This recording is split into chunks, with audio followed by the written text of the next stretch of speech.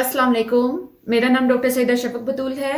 आज के सेशन में हम बात करेंगे कि स्कैंटी पीरियड्स या ओलिगोमेनोरिया या फिर जिसको हम नॉर्मल टर्म्स में कहते हैं कि पीरियड्स का कम आना किसको कहते हैं, क्यों होता है, और वीडियो के एंड में हम डिस्कस करेंगे कि इसका प्रॉपर होम ट्रीटमेंट या मेडिकल ट्रीटमेंट क्या है और इसके नुकसानात क्या हो सकते हैं। तो सबसे पहले हम आ जाते हैं कि स्कैंटी पीरियड्स होते क्या हैं।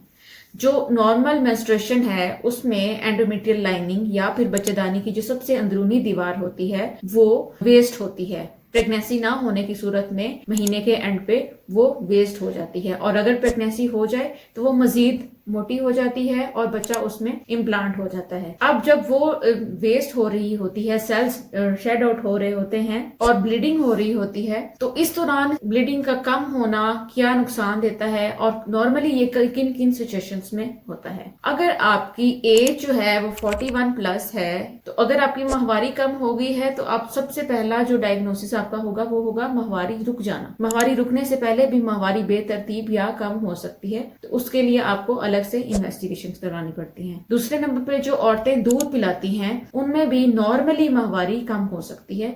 इसके लिए परेशान होने की जरूरत नहीं होती, क्योंकि वो हार्मोन्स जो प्रोजेस्टेरोन, एस्ट्रोजन जो माहवारी को नॉर्मली रेगुलेट कर रहे होते हैं वो दूध पिलाने वाली औरतों में मोस्टली डिस्टर्ब हो जाते हैं। तीसरे नंबर पे वो फीमेल्स आ जाती हैं जो यंग एज की होती हैं, जो छोटी बच्चियां होती हैं जिनमें अभी 1-2 साल हुए होते हैं माहवारी स्टार्ट हुए हुए, तो उनमें भी माहवारी का कोई रूटीन या पैटर्न नहीं बना होता, तो उनमें भी माहवारी जरूरत से कम हो सकती है और उस सूरत में भी आपको इलाज की जरूरत बिल्कुल नहीं होती। अब हम बात करते हैं कि एबनॉर्मल कंडीशंस कौन सी हैं जिसमें माहवारी कम हो, तो हमें उसकी तशखीस भी करवानी चाहिए और हमें उसका इलाज भी करवाना चाहिए। पहले नंबर पर आ जाती है अगर आपने पहले कभी डीएनसी करवाई है, अगर आपकी पहले कोई मैनिपुलेशन या कोई डिलीवरी सी सेक्शन भी हुआ है, तो उसमें क्या होता है कि आपके बच्चेदानी के अंदर की जो दीवार है उसमें इन्फ्लेमेशन हो जाती है, या फिर जिसको हम एंडोमेट्राइटिस कहते हैं। उस सूरत में आपकी जो डेट है वो पेनफुल भी हो सकती है और जरूरत से ज्यादा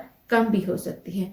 दूसरे नंबर पे जो मैं पहले भी ऑलरेडी बता चुकी हूँ, पॉलीसिस्टिक ओवेरियन डिजीज या पॉलीसिस्टिक ओवेरियन सिंड्रोम की जो डिजीज है, उस कंडीशन में भी आपकी माहवारी जो है वो जरूरत से कम हो सकती है। तीसरे नंबर पे कुछ औरतें ऐसी होती हैं जो ओवेरियन फेलियर जिनको होता है, जो बहुत ज्यादा एक्सटर्नल मेडिकेशन जिन्होंने यूज की होती हैं बच्चे पैदा करने के लिए या बच्चे कंसीव करने के लिए, वो पेशेंट्स भी अक्सर ओवेरियन फेलियर में चली जाती हैं और उनकी भी माहवारी जो है वो जरूरत से कम हो सकती है। चौथे नंबर पे वो खवातीन आ जाती हैं जो हमल रोकने वाले कोई तरीके इस्तेमाल कर रही होती हैं, जिस तरह कंबाइन ओरल कॉन्ट्रासेप्टिव पिल्स या जिनको हम फेमिला के नाम से भी जानते हैं।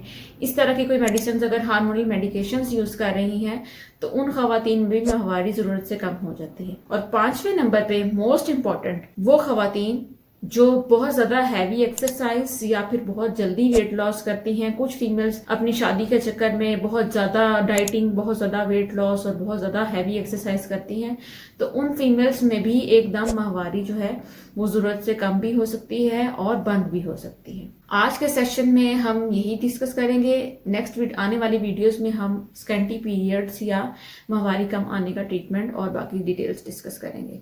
इसके साथ ही हमारा आज का सेशन खत्म होता है। अल्लाह हाफिज।